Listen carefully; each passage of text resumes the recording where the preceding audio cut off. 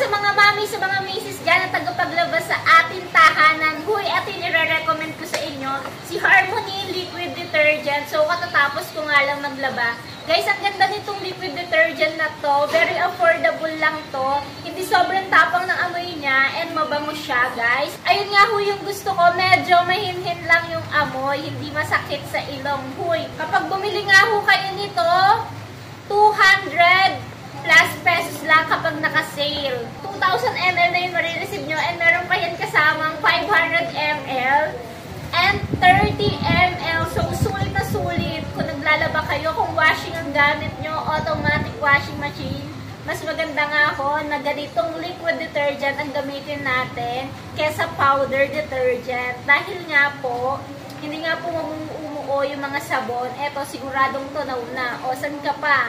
Kaya naman, i-check out mo na yan. Yun lang po. Thank you for watching.